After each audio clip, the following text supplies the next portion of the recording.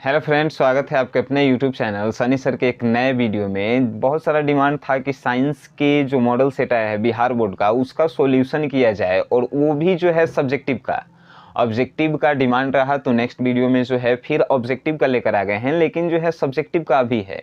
और सब्जेक्टिव में भी जो है शॉर्ट क्वेश्चंस का, यानी कि लघु तरीय प्रश्न का जो है हम आंसर लेकर आ गए हैं। और वो लघु तरीय प्रश्न जो हैं आपको इस वीडियो के देखने के तहत याद हो जाएंगे, यानी कि इस वीडियो जैसे ही अंत होगा मॉडल पेपर का एक एक क्वेश्चन, शॉर्ट का क्वेश्चन जो है सब याद हो जाएगा। अब बात अपन भाषा में सब याद हो जाएगी। तो बात करते हैं सबसे पहला प्रश्न भौतिकी के, फिजिक्स के। तो फिजिक्स के पहला प्रश्न है, किसी चालक तार का प्रतिरोध किन बातों पर निर्भर करता है। ये वीडियो के देखे पड़ेगा, स्किप करके देखें तो कुछ नहीं कहा कि आंसर तो लिखल है नहीं कि आप समझिएगा। तो किसी चालक तार का प्रतिरोध किस पर निर्भर करता है। तो प्रतिरोध जो है वो रुकावट होता है, रुकावट। तो रुकावट केकरा पे निर्भर करेगा, चालक तार के लंबाई पे पहला, चालक तार के मोटाई पे दूसरा, और तीसरा जो है चालक तार के ताप पर। याद भइल, पहला जो है चालक तार के लंबाई पे, दूसरा चालक तार के मोटाई पे, और तीसरा चालक तार के ताप पे। जितना मोटाई रहेगा, जितना लंबाई रहेगा, ओकरे पर तो प्रतिरोध निर्भर करेगा, है कि नहीं है।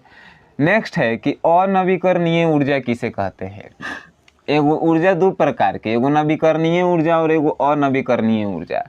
अनवीकरणीय ऊर्जा किसे, नवीकरणीय पहले समझ लीजिए, वैसा ऊर्जा जिसको दोबारा हम लोग बना सकते हैं, जैसे कि सौर ऊर्जा हो गए। तो ओकरे उल्टा का होगा अनवीकरणीय ऊर्जा, यानी कि वैसा ऊर्जा जिसका हम लोग एक बार उपयोग कर लिए तो दोबारा उसको हम लोग बना नहीं सकते हैं, वही है अनवीकरणीय ऊर्जा। उदाहरण दीजिए, तो पेट्रोल के जर जाएगा तो फिर जो है दोबारा बनाते हैं, अगर बन ही जाता तो गाड़ी में दोबारा पेट्रोल काला डलाता है कि नहीं। दूसरा कोयला, उसको जो है एक बार जलने के बाद दोबारा उपयोग यानी बना नहीं सकते हैं कोयला, वो सब खान से निकालल जाता है कि नहीं। तो वो सब जो है अनवीकरणीय ऊर्जा। अनवीकरणीय ऊर्जा जो है एक निश्चित समय के बाद जो है समाप्त हो जाएगा, ठीक है। अब नेक्स्ट है, उत्तल लेंस और अवतल लेंस में अंतर स्पष्ट कीजिए। बहुत इंपॉर्टेंट क्वेश्चन है क्योंकि पूछता है। तो उत्तल लेंस और अवतल लेंस में जो है अंतर स्पष्ट करें। तो पहला क्या देंगे, तो उत्तल लेंस जो है बीच में मोटा होता है और आरी पारी पतला होता है। अवतल लेंस जो है आरी पारी पतला मोटा होता है और बीच में पतला होता है कि नहीं। उत्तल को पत्तल से रिलेट कीजिए, पत्तल बीच में मोटा होता है कि नहीं, आरी पारी जो है क्या होता है, पतला होता है। और अवतल लेंस में जो है आरी पारी मोटा होता है, यानी किनारे का भाग मोटा होता है और बीच में पतला होता है। दूसरा तो उत्तल लेंस हमेशा जो है धनात्मक होता है, यानी कि पॉजिटिव होता है। अवतल लेंस ऋणात्मक होता है। एक बार लिख दे देंगे कि उत्तल लेंस का उपयोग जो है दूरदृष्टि के लिए किया जाता है, और अवतल लेंस का उपयोग जो है निकट दृष्टि दोष के लिए किया जाता है कि नहीं। अब इतना अंतर लिख देंगे तो हो गया अंतर। तीन को 2 नंबर के सब क्वेश्चन है तो तीन को लिख देंगे तो 2 नंबर तो ऐसा ही दे देगा, है कि नहीं। अब नेक्स्ट है कि सरल सूक्ष्मदर्शी किसे कहते हैं। सरल सूक्ष्मदर्शी क्या है और इसका एक किरण आरेख खींचिए। सरल सूक्ष्मदर्शी का किरण आरेख, तो किरण आरेख कैसा होता है, तो एगो अवतल दर्पण बना दीजिए, एगो बीच में से ऐसे गुजार दीजिए, एगो ऐसे, और यहाँ पे वस्तु रख दीजिए, यहाँ से एगो ऐसे, और ये जानबे करते हैं कि ये क्या होगा, फोकस होगा, ये क्या होगा। और ये सब आप लोग तो तेज हैं तो इतना बना सकते हैं, है कि नहीं, किरण आरेख बना सकते हैं। लेकिन मेन है कि परिभाषा याद कैसे करेंगे। तो किसी निकट स्थित वस्तु का, यानी जो भीरी रहता है वस्तु, उसको देखने के लिए जिस यंत्र का उपयोग करते हैं ओकरे सरल सूक्ष्मदर्शी कहल जाता है। जैसे कि हमने के इंस्ट्रूमेंट बॉक्स जो खरीदते हैं 20 रुपया वाला चाहे 30 रुपया वाला, तो ओकरा में एगो आँख लगा के देखे वाला होता है, ओकरे जो है सरल सूक्ष्मदर्शी कहल जाता है। यानी कि निकट स्थित वस्तुओं का हम लोग देखने के लिए, बड़ा बनाकर देखने के लिए, छोटी को चीज़ के बड़ा बनाकर देखने के लिए जो यंत्र का उपयोग करते हैं ओकरे सूक्ष्मदर्शी। सूक्ष्म मतलब छोटा, दर्शी मतलब देखने वाला, यानी छोटा चीज़ का बड़ा बनाकर जो दिखाता है ओकरे सरल सूक्ष्मदर्शी कहते हैं। कितना आसान है। नेक्स्ट है कि विद्युत मोटर का क्या सिद्धांत है। एहू सब पढ़े लिखे वाला बात है भाई। तो विद्युत मोटर, मोटर देखें, मोटर में जब लाइन देते हैं तो वो जो है चले लगता है। यानी कि विद्युत मोटर का सिद्धांत है कि विद्युत ऊर्जा को जो है यांत्रिक ऊर्जा में चेंज करता है। यांत्रिक है या तो गतिज ऊर्जा भी कह सकते हैं कि विद्युत ऊर्जा को, यानी विद्युत ऊर्जा को यांत्रिक ऊर्जा में चेंज करता है कौन? विद्युत मोटर। याद हो गया सिद्धांत। एमीटर और वोल्ट मीटर का उपयोग बताएं, यानी कि एमीटर का क्या काम है या वोल्ट मीटर का क्या काम है। एमीटर नामे से पता चलता है कि मीटर, घर में मीटर लगल होगा लाइन वाला। तो एमीटर कहे का मतलब जो विद्युत धारा को मापता है उस ओकरे एमीटर का क्या उपयोग है? विद्युत धारा मापना, यानी तार में कितना लाइन जो है जा रहा है। तो मीटर का उपयोग विद्युत धारा मापने के लिए किया जाता है। वोल्ट मीटर का उपयोग कहला तो तार में कितना विभवांतर है, विभव है, यानी विभव को मापने के लिए जो है विभव को वोल्ट मीटर का उपयोग किया जाता है। कितना आसान है। आँख की समंजन क्षमता का क्या तात्पर्य है? आँख के समंजन क्षमता, कोई वस्तु जो है निकट रखा गया हो या दूर रखा गया हो, उस वस्तु को स्पष्ट देखने की न्यूनतम दूरी को ही आँख की समंजन क्षमता कहते हैं। कितनों दूरी पे रहे या कितनों नज़दीक रहे, जितना पे हमको स्पष्ट नज़र आता है, जैसे कि मैक्सिमम दूरी जो है 4 डायोप्टर होना चाहिए, 4 डायोप्टर। तो आँख की समंजन क्षमता किसी निकट या दूर स्थित वस्तुओं को साफ साफ देखने की शक्ति को ही जो है आँख की समंजन क्षमता कहते हैं। क्षमता मतलब पावर। भूतापीय ऊर्जा किसे कहते हैं? भूतापीय, भू मतलब जमीन और तापीय मतलब कि ताप। तो भूतापीय ऊर्जा यानी कि भू यानी जमीन के अंदर जो ऊर्जा रहता है उसी को भूतापीय ऊर्जा कहते हैं। तब बोलिएगा कि ये सब कैसन ऊर्जा होता है? तो रेडियोधर्मी ऊर्जा, ये सब जो है भूतापीय ऊर्जा का उदाहरण है। यानी जमीन के अंदर से जो ऊर्जा या ताप से जो ऊर्जा हम लोग ग्रहण करते हैं, जैसे कि सौर ऊर्जा या पवन चक्की की क्या है उपयोग करते हैं? तो ऊर्जा बनाने के लिए। तो ये सब जो है भूतापीय ऊर्जा है। भूतापीय ऊर्जा क्या है? तो वैसा ऊर्जा जिसका उपयोग जो है हम लोग भू या सौर ऊर्जा के तहत करते हैं, उसी को जो है भूतापीय ऊर्जा कहा जाता है।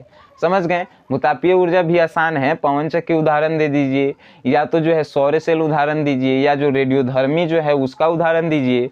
बहुत आसान है। अब केमिस्ट्री फिजिक्स याद हो गया तो केमिस्ट्री की बात करते हैं। केमिस्ट्री में भी जो है 8 प्रश्न दिए रहते हैं, जिनमें से 4 प्रश्न को ही जो है बनाना रहता है। सबसे पहला कि वन्य संप्रदायों पर आधारित किन्हीं 2 उद्योगों का नाम बताएं। यानी कि कौन कौन ऐसा बिजनेस है जो वन पे, जंगल पे आधारित है। तो पहला जूट उद्योग, दूसरा कागज उद्योग। आउ एगो आपको याद है तो बता दीजिए। 2 एगो बतावेला है, 2 उद्योग। तो पहला जूट उद्योग, दूसरा कागज उद्योग। आउ का ये सब जो है लकड़ी उद्योग भी हो सकता है कि नहीं। अब नेक्स्ट है कि H2S और F2 का जो है इलेक्ट्रॉन बिंदु संरचना बनाइए। H2S और H2O का जो है इलेक्ट्रॉन बिंदु संरचना बनाइए। तो उसके लिए भी जो है बड़ी आसान है। देखिए बताते हैं कैसे। एक्चुअल में S बीच में रखना है और H जो है 2 गो अगल बगल बना देना है। 2 गो बिंदु बना देंगे और इसको जो है ऐसे एक बार करेंगे और ऐसे एक बार कर देंगे और एक बार जो है ऐसे गोला बना देंगे। कहे का मतलब इसको भी 2 गो मिल रहा है, इसको भी 2 गो मिल रहा है, इसको भी 2 गो मिल रहा है, इसको भी 2 गो मिल रहा है। तो ये जो है बिंदु संरचना हो गया। अब F के कह रहा था, तो F के क्या होगा? तो F 2 गो बना दीजिए। F2 है तो F2 2 गो बना देंगे और जो है अब एकरा में लगा देंगे 2 गो बिंदु। अब जो है एगो ऐसे बना देंगे और एगो ऐसे गोला बना देंगे। कहे का मतलब ये 2 गो बिंदु एकरो मिल रहा है या ये 2 गो बिंदु एकरो मिल रहा है। ऐसी संरचना बनाना है। बिंदु संरचना जितना का है जितना बनाना है। में H2 था तो H 2 गो लिखें, आ S था तो S एगो लिखें, बीच में लिखें। आ इसमें F2 था तो F जो है 2 गो लिख दिए। सिंपल सी बात है, आसान है। नेक्स्ट है उपचयित और अपचयित होने वाले पदार्थों की पहचान करें। कौन कौन सा ऐसा पदार्थ है जो उपचयित हो रहा है और अपचयित हो रहा है। पहले हम उपचयित और अपचयित को समझेंगे कि आखिर ये होता क्या है। उपचयित कहने का मतलब कि ऑक्सीजन को बढ़ाना, यानी ऑक्सीजन जब बढ़ता है तो उसे उपचयित कहते हैं। उपचयित कहने के मतलब जो पच जाता है, और अपचयित कहने का मतलब जो नहीं पचता है। तो ऑक्सीजन जिसमें पचता है उसी को कहा जाता है उपचयित अभिक्रिया, ठीक है। तो इसमें देखिए ऑक्सीजन 2 गो है, ऑक्सीजन इसमें बढ़ रहा है कि नहीं, तो ऑक्सीजन जब बढ़ रहा है तो ये क्या होगा, उपचयित। तब के कहें कि ऑक्सीजन जिसमें बढ़ जाएगा वो उपचयित होगा। इसमें जो है ऑक्सीजन एक गो है, ऑक्सीजन जो है एक गो है, तो इसमें कम है यानी कि ये अपचयित होगा। इतना सब कितना आसान भाषा में इसको जो है समझा रहे हैं, और ये जो है बड़ी आसान है। मॉडल सेट जो है एकदम आसान प्रश्नों को दिया है। अगर इसमें से पूछ देता है तो समझ रहे हैं हमने के जो है इंग्लिश में 80 में 80 खाली लिखे में आएगा, प्रैक्टिकल में 20 नंबर तो ही जाए। अवक्षेपण अभिक्रिया से आप क्या समझते हैं, उदाहरण दीजिए। अवक्षेपण अभिक्रिया क्या होता है, तो जब कोई विलयन हम लोग बनाते हैं तो ओकरा में से जो मोटा पदार्थ यानी ठोस पदार्थ जो निकलता है, जिसको छानना पत्र से छानने पे निकल जाता है, उसी को अवक्षेपण अभिक्रिया कहते हैं। वैसी रासायनिक अभिक्रिया जिसमें कोई ठोस पदार्थ विलयन से अलग हो जाता है, उसी अभिक्रिया को जो है अवक्षेपण अभिक्रिया कहते हैं। वैसी रासायनिक अभिक्रिया जिसमें कोई ठोस पदार्थ विलयन से अलग हो जाता है, उसी अभिक्रिया को जो है अवक्षेपण अभिक्रिया कहते हैं। समझ रहे हैं, कोई विलयन से जो है मोटा मोटा पदार्थ छानेंगे अलग हो गया तो क्या होगा, अवक्षेप कहलाएगा, है कि नहीं। उदाहरण दीजिए अवक्षेपण अभिक्रिया का, तो उदाहरण जो है अवक्षेपण अभिक्रिया का आप बताइए तनी कमेंट बॉक्स में, तब बड़ी आसान है। नेक्स्ट है कि एकल विस्थापन अभिक्रिया किसे कहते हैं। एकल विस्थापन, एकल कहे के मतलब कि एक, तो एक परमाणु जो है किसी परमाणु को हटाकर वहाँ पे जाके अपने जो है विस्थापित हो जाता है, उसी को जो है एकल विस्थापन अभिक्रिया कहते हैं। कहे के मतलब जो है वैसी रासायनिक अभिक्रिया जिसमें एक परमाणु जो है किसी दूसरे परमाणु की जगह को विस्थापित कर लेता है, हड़प लेता है, ओकरे एकल विस्थापन अभिक्रिया हम लोग कहते हैं। कितना आसान है कि नहीं।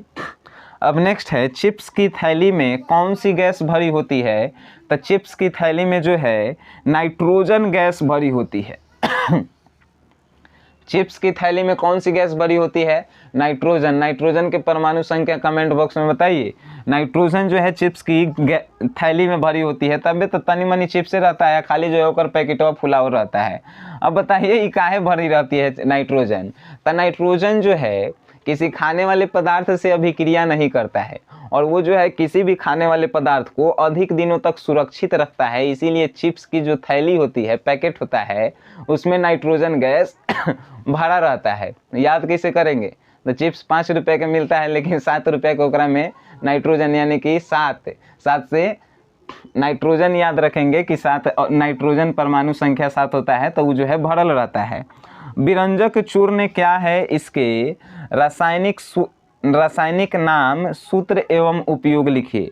तब विरंजक चूर्ण जो होता है एक सफ़ेद कलर का विरंजित करने वाला चूर्ण होता है।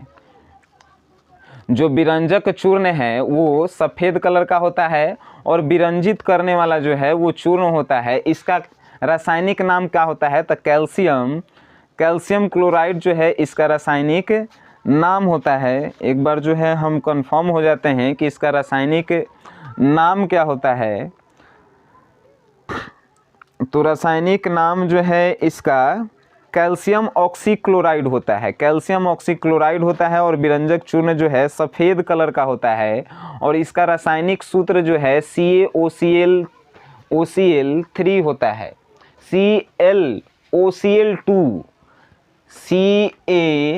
CaOCl2 होता है रासायनिक सूत्र। अगर गलती है तो कमेंट बॉक्स में आप सही बताएंगे, क्योंकि हम भी जो है इसमें कंफर्म नहीं है। CaOCl2 ऐसा हमें लग रहा है, बट आप जो है कमेंट बॉक्स में इसे बता सकते हैं। नेक्स्ट है कि निस्थापन और जारण में क्या अंतर है। निस्थापन क्या है और जारण क्या है, तो वैसी रासायनिक अभिक्रिया जो ऑक्सीजन की अनुपस्थिति में कराई जाती है, किसी चीज़ को जारा जाता है, उसे निस्थापन अभिक्रिया कहते हैं। निस्थापन एक ऐसी अभिक्रिया है जिसमें किसी भी पदार्थ को जो है उच्च ताप पर ऑक्सीजन की अनुपस्थिति में जलाया जाता है, वैसी अभिक्रिया को निस्थापन अभिक्रिया कहते हैं। तो जारण अभिक्रिया किसे कहते हैं, वैसी रासायनिक अभिक्रिया जिसमें ऑक्सीजन की उपस्थिति में जो उच्च ताप पर गर्म किया जाता है, उसे जारण अभिक्रिया कहते हैं। जारण कहे के मतलब एकदम खुला में ऑक्सीजन रहे तो वहाँ पे जलाएंगे तो जारण अभिक्रिया कहलाएगा। लेकिन जहाँ पे ऑक्सीजन नहीं रहेगा वहाँ पे किसी पदार्थ को जलाते हैं उच्च ताप पे, तो वो जो है निस्तापन अभिक्रिया कहलाएगा। तो वैसी रासायनिक अभिक्रिया जिसमें ऑक्सीजन की अनुपस्थिति होती है, ऑक्सीजन नहीं रहता है, उसे निस्तापन अभिक्रिया कहते हैं। और वैसी रासायनिक अभिक्रिया जिसमें किसी पदार्थ को जलाया जाता है लेकिन ऑक्सीजन उपस्थित रहता है, उसे जारण अभिक्रिया कहते हैं। अब जारण और निस्तापन में क्या अंतर है वो भी हो गया। तो अब प्रकाश अनुवर्तन समझते हैं बायोलॉजी के, कि आखिर जो है प्रकाश अनुवर्तन किसे कहते हैं। प्रकाश अनुवर्तन, अनुवर्तन कहने का मतलब कि घूमना, प्रकाश देख के जहाँ से जो है पौधा घूमे लगता है ओकरे प्रकाश अनुवर्तन कहते हैं। यानी प्रकाश की ओर पौधों का निकलना ही प्रकाश अनुवर्तन कहलाता है। जैसे कि एक हम बॉक्स बनाए, इसमें जो है एक पौधा हम लगा दिए, ठीक है, एक पौधा लगा दिए और इस बॉक्स में छिद्र जो है यहाँ से है, तो यहाँ से अगर प्रकाश आता है तो प्रकाश का यहीं से जो है पौधे निकलना शुरू होंगे, तो ये जो है प्रकाश अनुवर्तन कहलाएगा। यानी कि प्रकाश के किरण की तरफ पौधों का मुड़ना ही जो है प्रकाश अनुवर्तन कहलाता है। नेक्स्ट है पोषण की परिभाषा दे। तो पोषण वैसी प्रक्रिया है जिसमें कोई जीव भोजन को ग्रहण करता है। पोषण वैसी प्रक्रिया जिसमें कोई भी जीव जो है भोजन ग्रहण करता है। तो पोषण दो प्रकार के होता है, एगो पर पोषण और एगो स्वपोषण। पर पोषण जो किसी दूसरे पे डिपेंडेंट होते हैं, जैसे कि हमनी के हैं, दूसरा कोई बनाएगा तो खाएंगे, नहीं तो नहीं खाएंगे, वो जो है पर पोषण है। स्वपोषण जो अपने आप खाना बनाते हैं और अपने आप खाते हैं, जैसे कि पेड़ पौधे, तो पेड़ पौधे स्वपोषण है और हम लोग जो है पर पोषण है। समझ गए। पोषण एक प्रक्रिया है जिसके तहत कोई जीव अपना भोजन ग्रहण करता है। पोषण एक प्रक्रिया है जिसके तहत कोई जीव जो है अपना भोजन ग्रहण करता है, उसे ही पोषण कहते हैं। गुणों का संचरण एक पीढ़ी से दूसरे पीढ़ी में कैसे होता है, यानी कि हमर गुण जो है हमर लइकन में कैसे आता है, तो उसके पीछे रीजन है WC जो है, यानी कि WC नहीं RBC, यानी कि WC और RBC नहीं, DNA जो है गुणों का संचरण करता है एक पीढ़ी से दूसरे पीढ़ी में। यानी DNA जो होता है डिऑक्सी न्यूक्लिक एसिड जो है उसका DNA का फुल फॉर्म होता है। तो आप लोग जो हैं DNA जो है DNA के कारण ही जो है एक दूसरे से पीढ़ी दर पीढ़ी जो है गुणों का संचरण होते रहता है, DNA के कारण ही हो गया। तो यानी क्वेश्चन इतना ही पूछा था कि गुणों का संचरण एक पीढ़ी से दूसरे पीढ़ी में कैसे होता है, तो DNA के माध्यम से। 24 नंबर है कि रक्त प्लेटलेट की रक्त जमने में क्या भूमिका होती है। रक्त प्लेटलेट जो है जिसे थ्रोमोसाइट भी कहते हैं, इसके तहत खून जम जाता है। खून जमता है कैसे हम लोग जानेंगे, तो जब कहीं से हाथ कट जाता है तो तुरंत खून निकलता है, लेकिन कुछ देर बाद जो है जम के वो बंद हो जाता है। अगर ये प्लेटलेट या थ्रोमोसाइट इसका दूसरा नाम, अगर ये नहीं रहे तो हमनी के खून निकलना बंदे नहीं होगा, हमेशा जो है निकलते रहेगा। लेकिन थ्रोमोसाइट जिसे प्लेटलेट भी कहते हैं, यही जो है हम लोगों के खून को जो है रोकता है। जब खून हम लोगों के शरीर से निकलने लगता है तब तो कुछ देर बाद रुकता है, यानी कि इसी के कारण वो थक्का बन जाता है, जम जाता है। अब अनुवांशिक गुण से आप क्या समझते हैं। अनुवांशिक गुण कहे का मतलब वैसा गुण जो पीढ़ी दर पीढ़ी लोगों में होते रहता है, उसी को अनुवांशिक गुण कहते हैं। यानी मेरा गुण मेरे बाल बच्चा में, मेरे बाल बच्चा का गुण उसके बाल बच्चा में, यही जो है अनुवांशिक गुण होता है। वैसा गुण जो पीढ़ी दर पीढ़ी चलते रहता है, उसी को अनुवांशिक गुण कहते हैं। किताबी परिभाषा याद आपको नहीं हो सकता है। पारितंत्र में अपमार्जकों की क्या भूमिका है। क्वेश्चन नंबर 26 है बायोलॉजी का। परितंत्र में अपमार्जकों की क्या भूमिका है, तो ये समझिए। अपमार्जक जो है हमारे परितंत्र कहे का मतलब पर्यावरण को शुद्ध रखता है। अब क्या है, तो जैसे कि जो जीव मर गए, यानी कि मरे हुए जानवरों को हम लोगों से, जैसे कि जानवर कोई मर गया तो उसको बिक दिए, तो वो जो है महकने लगता है, जिससे पर्यावरण दूषित होता है। तो अपमार्जक जो है उसी को खा जाता है। सब जमीन के अंदर अपमार्जक रहते हैं, वो सब जो हैं उन लोगों को भोजन के रूप में ग्रहण कर लेते हैं, जिससे हमारे पर्यावरण जो हैं शुद्ध रहते हैं। तो कहेगा कि परितंत्र में अपमार्जकों की क्या भूमिका है, तो परितंत्र में अपमार्जकों की यह भूमिका है कि हमारे पर्यावरण को जो है यह शुद्ध रखते हैं, मरे हुए जानवरों को भोजन के रूप में ग्रहण करके। अब नेक्स्ट और सेकेंड लास्ट कि ओजोन परत के क्षय का कारण लिखे। ओजोन परत क्षय काहे हो रहा है, यानी ओजोन जो है क्षय काहे हो रहा है ओजोन परत, तो CFC सुने होंगे, क्लोरोफ्लोरोकार्बन। ये क्लोरोफ्लोरोकार्बन का है। तो जो हमने के गाड़ी से धुआं निकलता है, जो विषैला पदार्थ हम लोग जो है खेत में डालते हैं खाद के रूप में, ये सभी जो हैं ऊपर वायुमंडल में जाते हैं, ऑक्सीजन से अभिक्रिया करते हैं, और ये जो हैं ऊपर से जब धरती पे आते हैं प्रकाश के रूप में, तो ओजोन परत को जो है नुकसान पहुंचाते हैं। और ओजोन परत नुकसान पहुंचेगा तो हमनियों के नुकसान है कि नहीं। तो क्लोरोफ्लोरोकार्बन के कारण जो है ओजोन परत क्षय हो रहा है, CFC। नेक्स्ट है, मानव मूत्र के अवयवों की क्या प्रतिशत है। यानी कि हमने के जब मानव मूत्र यानी कि पेशाब जो होता है उसमें कौन कौन से पदार्थ होते हैं और कितने प्रतिशत होते हैं। तो हम लोग जानते हैं कि उसमें यूरिया होता है, जल होता है, और एक वो होता है सोडियम क्लोराइड। यूरिया, जल और सोडियम क्लोराइड। तो जल जो है 96% होता है, यूरिया 2% रहता है, और सोडियम क्लोराइड और अन्य पदार्थ भी होते हैं थोड़े थोड़े, वो मिला के सब 2% होता है। जल 96%, यूरिया 2%, और उसके बाद सोडियम क्लोराइड जो होता है 2%, और उसमें और भी कुछ पदार्थ मिले हुए रहते हैं। तो अगर ये वीडियो के माध्यम से आपको साइंस के लघुतरीय प्रश्न याद हो गए हैं तो आप जो है इस वीडियो को शेयर कीजिए, क्योंकि टारगेट है 300 जो है सब्सक्राइबर कम है सनी सर के 2000 सब्सक्राइबर कम होने में। तो जैसे ही जो है 2000 सब्सक्राइबर कंप्लीट होता है, आप लोगों के लिए जो है इसका लॉन्ग क्वेश्चंस, और हमने जो है साइंस का गेस्ट क्वेश्चंस भी किया है, फिजिक्स, केमिस्ट्री और बायोलॉजी का, वो आप लोगों को प्रोवाइड करवाएंगे। लेकिन उसके लिए एक शर्त है कि 2000 सब्सक्राइबर इस पर कंप्लीट होने चाहिए। तो अब देखें, तो वीडियो अच्छा लगा तो शेयर जरूर करें। सो गाइस, वीडियो देखने के लिए थैंक यू।